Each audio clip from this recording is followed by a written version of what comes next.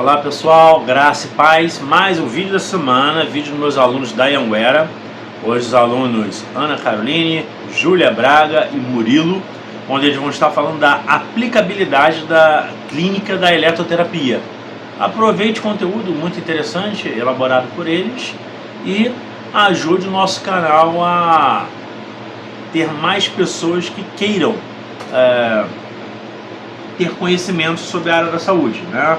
O nosso canal ele tem esse objetivo de levar esse conhecimento e abençoar essas pessoas, e a gente está com essa meta de chegar a 1.050 inscritos até o final desse mês agora de setembro. Então nos ajude lá, já estamos com 1.020 já há alguns dias, né? E a gente conta com a sua ajuda para a gente ultrapassar isso daí, tá bom? Um forte abraço a todos e até amanhã, fica na paz! Olá pessoal, o tema do nosso trabalho é aplicabilidade clínica da eletroterapia. Matéria: recursos terapêuticos bioelétricos, térmicos e mecânicos.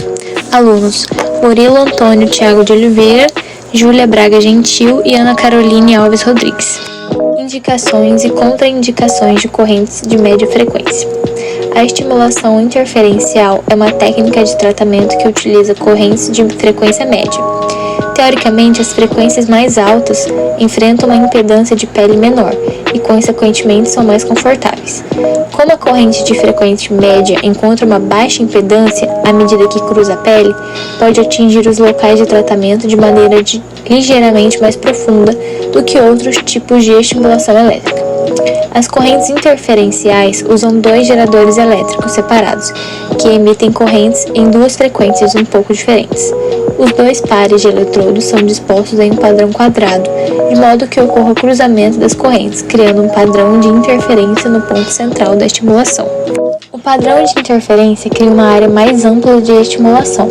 A emissão dessas baixas frequências, que simula a estimulação tradicional de baixa frequência obtida com outros estimuladores elétricos de baixa frequência, foi originalmente apontada por muitos autores e fabricantes como sendo o parâmetro de estimulação responsável pelos efeitos fisiológicos e terapêuticos.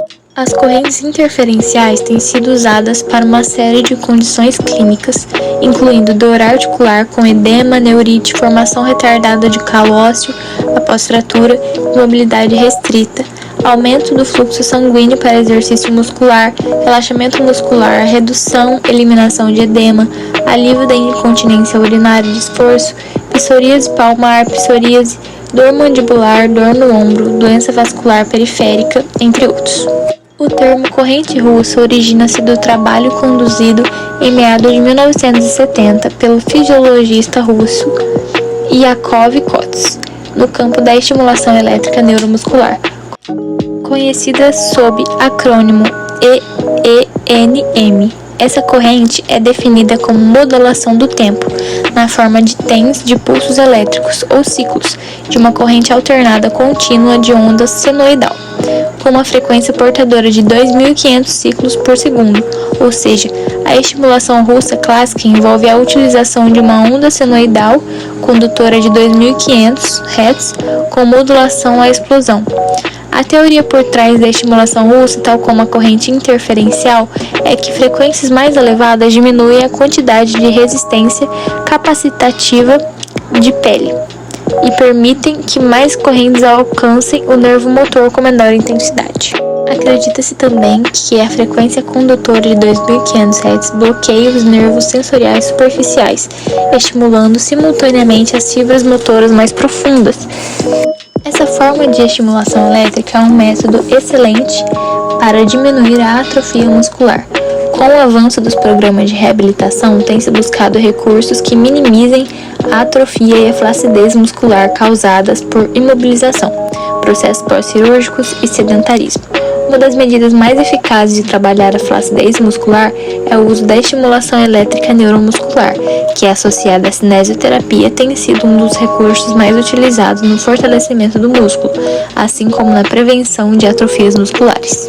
As contraindicações para o uso das correntes de média frequência são: sobre a área cervical anterior, na região torácica, na área craniana, em pacientes que usam marca-passos responsivos à frequência, em pacientes que usam desfibriladores cardioversores sobre as áreas abdominal, pélvica ou lombar de gestantes no primeiro trimestre, sobre implantes metálicos em pacientes epiléticos, sobre uma área hemorrágica, sobre uma área cancerosa e sobre a pele lesionada.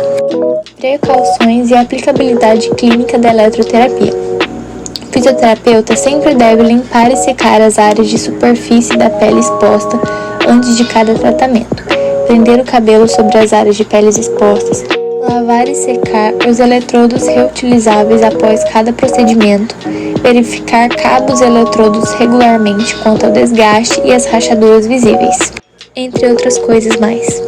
Para se realizar a aplicação das microcorrentes e da TENS de forma segura e correta, devem ser seguidos alguns parâmetros.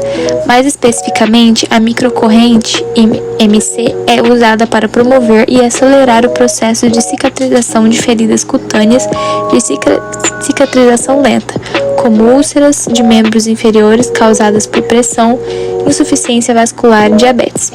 A terapia com microcorrente é feita usando-se uma corrente direta constante ou pulsada com amplitude máxima de corrente nunca excedendo a 1 mA ou 1000 mA.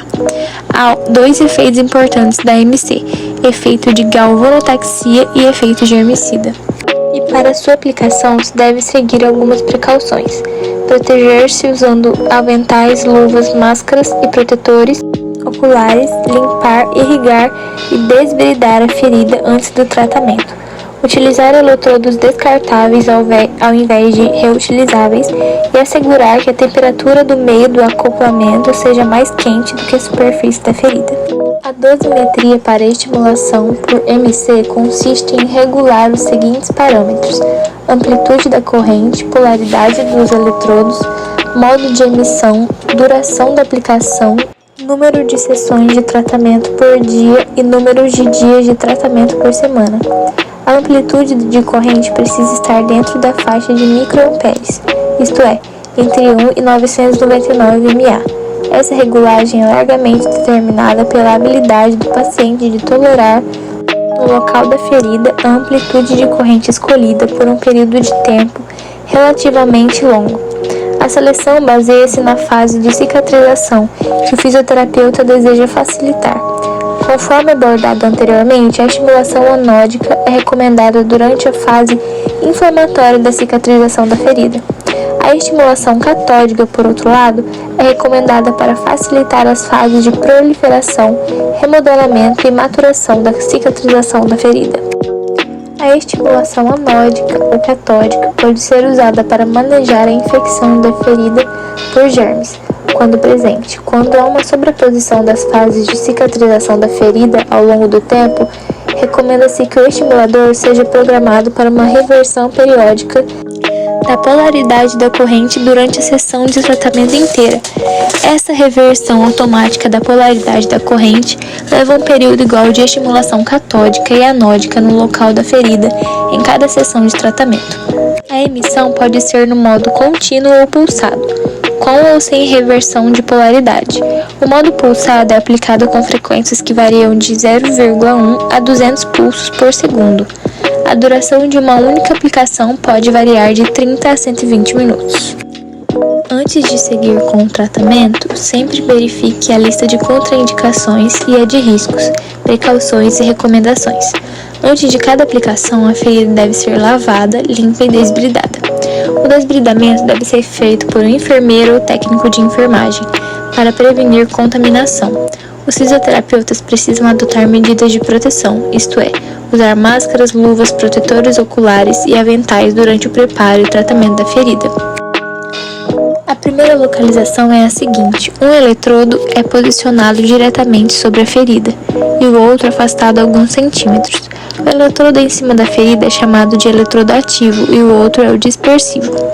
Essa segunda localização é assim: os dois eletrodos são posicionados em torno da ferida sobre tecidos saudáveis adjacentes às margens da ferida.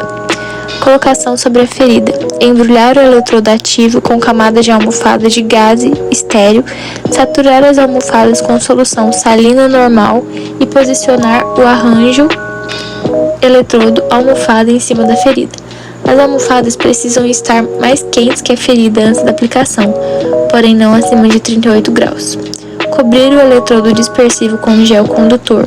Em torno da ferida, cobrir os 2 eletrodos com gel condutor e fixá-los na pele usando esparadrapo hipoalergênico. Selecionar a polaridade dos eletrodos de acordo com a fase de cicatrização da ferida. A estimulação anódica deve ser usada para manejar a fase inflamatória da cicatrização. A estimulação catódica, por outro lado, deve ser usada para facilitar as fases de proliferação, remodelamento e maturação da cicatrização. Tanto a estimulação anódica quanto a catódica podem ser usadas para manejar feridas infectadas. Deve-se regular no modo contínuo ou pulsado. A ferida pode ser tratada entre 30 a 60 minutos, 2 a 3 vezes ao dia. Os tratamentos podem ser aplicados entre 5 e 7 dias por semana.